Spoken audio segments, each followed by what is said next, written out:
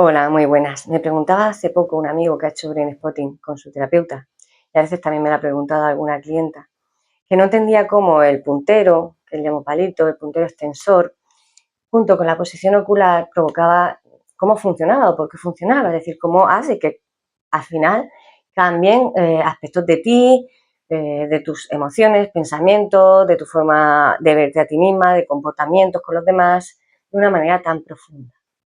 Bien, tengo que deciros que no es el puntero ni la posición ocular quien hace ese trabajo, por eso a lo mejor cuesta entenderlo si crees que es el puntero o la posición ocular quien hace ese trabajo. Para eso vamos a ver qué es el reprocesamiento y para ello tenemos que entender antes qué es el procesamiento. Vale, el procesamiento es lo que el cerebro y el sistema nervioso en su conjunto hace de forma natural. Si el corazón bombea sangre y la distribuye por todo el cuerpo, si los pulmones inhalan y exhalan y distribuyen el oxígeno por todo el cuerpo, si los riñones filtran y así sucesivamente, lo que hace el cerebro es procesar información. Es su función natural. La hacemos constantemente, la hacemos desde incluso antes de nacer y la hacemos incluso cuando dormimos. Y también reprocesamos información, porque si no reprocesáramos información no tendríamos una memoria, ni a corto ni a largo plazo. Pero especialmente no tendríamos una memoria a largo plazo, no tendríamos una identidad, no tendríamos una consecución de objetivos. ¿Por qué? Porque es un sumar a un procesamiento que yo ya he hecho previamente. Para eso yo proceso una parte de información nueva y reproceso una parte de información vieja que coge una nueva estructura, un nuevo margen, una nueva integración que se amplía. Entonces, reprocesar también reprocesamos constantemente. De hecho, en los sueños reprocesamos mucho más que procesamos porque no recibimos tanta información nueva. Ahora bien, ¿qué pasa con el brain spotting? Que lo que hacemos es reprocesar trauma, mayoritariamente, aunque con el brain spotting de expansión lo que hacemos es expandir aquello, digamos, como la solución o el objetivo, como el fin al que yo quiero llegar y digamos que atajamos un poquito, pero mayoritariamente vamos a decir que el brain spotting nace con el reprocesamiento del trauma.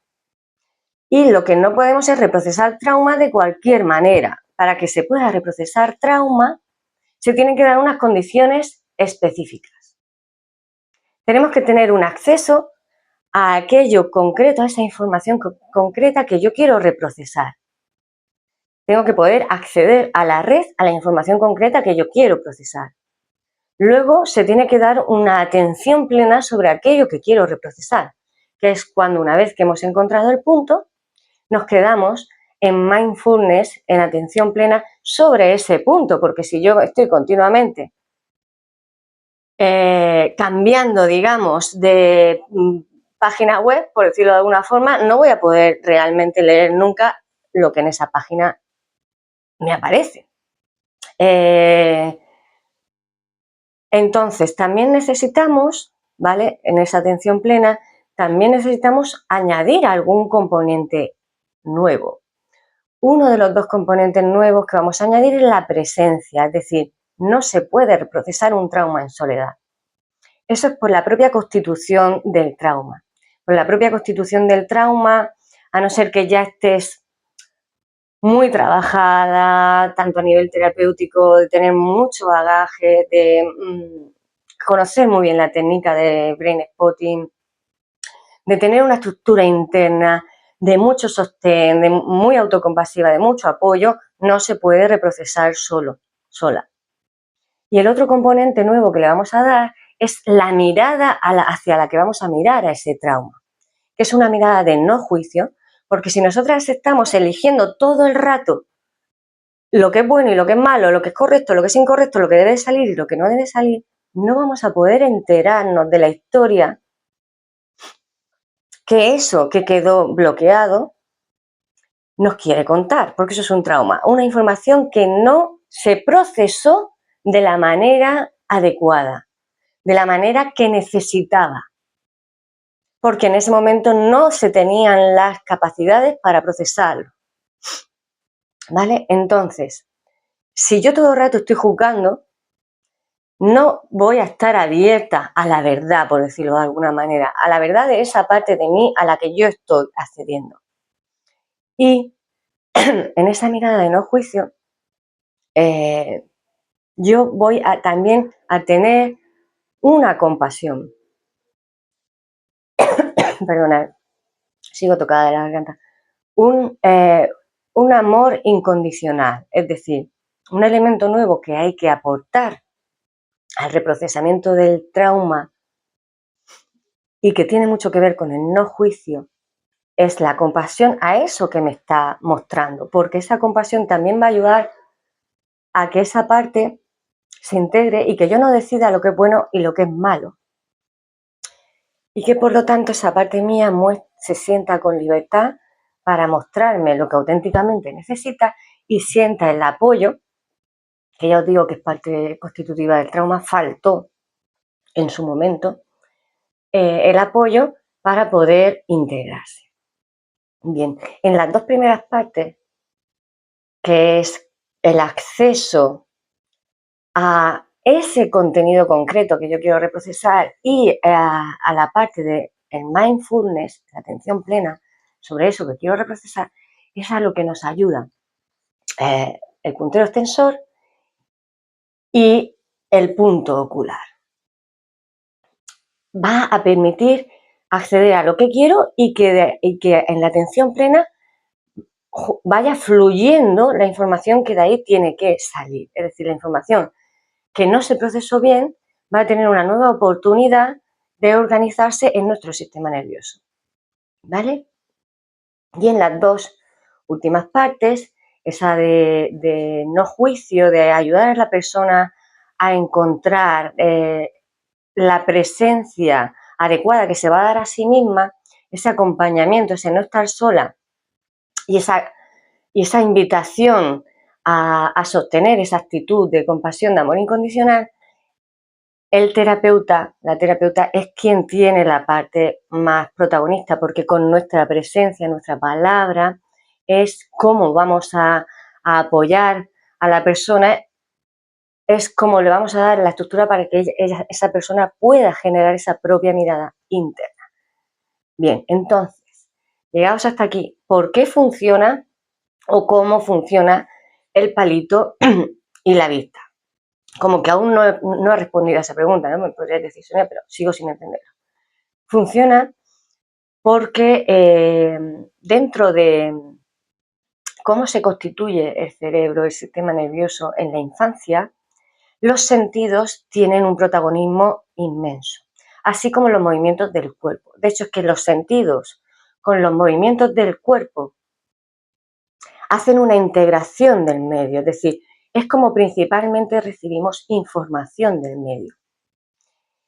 Y eso se une a la información que yo estoy recibiendo más interna, propiocepción, interocepción, y digamos que toda esa base de información van a ser las responsables de generar las primeras vías neuronales, porque aquí cuando estamos hablando del sistema nervioso estamos hablando de carreteras de información eléctrica que las neuronas producen.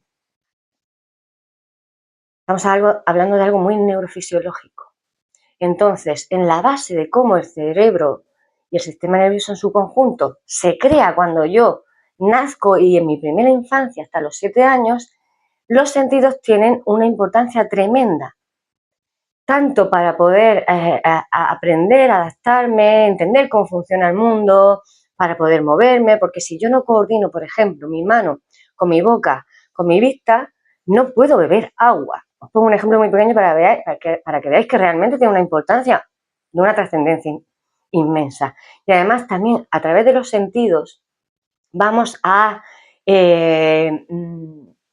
percibir si hay peligro o no, es decir, también van a intervenir muy profundamente tanto el tacto como la audición como la visión en mi capacidad de supervivencia, que ahora mismo pues en nuestra sociedad es como menos aparente, pero si yo, por ejemplo, estoy en un sitio donde pueden haber depredadores peligrosos, es de tremenda relevancia.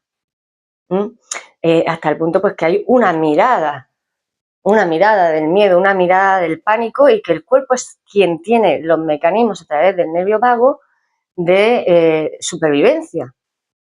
Entonces, dentro de esa integración, la vista es un sentido privilegiado, no es el único. De hecho, cuando hacemos el reprocesamiento, no utilizamos solamente el sentido de la vista, aunque encontramos el punto de acceso con la vista, pero no utilizamos solamente la vista. En el reprocesamiento podemos utilizar y utilizamos simultáneamente audición bilateral o estimulación táctil bilateral. Por lo tanto, no es el único que interviene, pero es verdad que la vista tiene un protagonismo muy fuerte en el manejo de la información del cerebro. Por eso yo estoy haciendo este vídeo y veis que cuando pienso y quiero expresar algo, a lo mejor antes de decirlo se me va la vista a un sitio o se me va la vista a otro, como si yo estuviese buscando con la vista lo que quiero decir dentro de mi cerebro. Y por eso también cuando soñamos, en la fase REM se producen los movimientos oculares involuntarios, es decir, es que están no solamente en el brain spotting, es que la importancia y la relevancia de la vista a la hora de lo que el cerebro y el sistema nervioso en su conjunto representan, pues es muy alta. Pero resumiendo el vídeo, lo que quiero que quede claro es que no es el puntero ni la posición ocular quien está haciendo el reprocesamiento.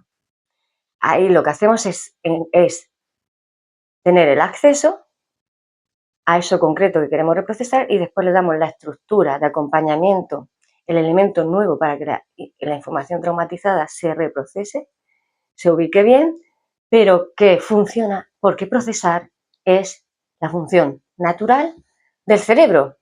Por eso es una terapia tan sencilla en términos de que aunque yo no entienda cómo está funcionando el palito o la vista o lo que sea, la terapia funciona.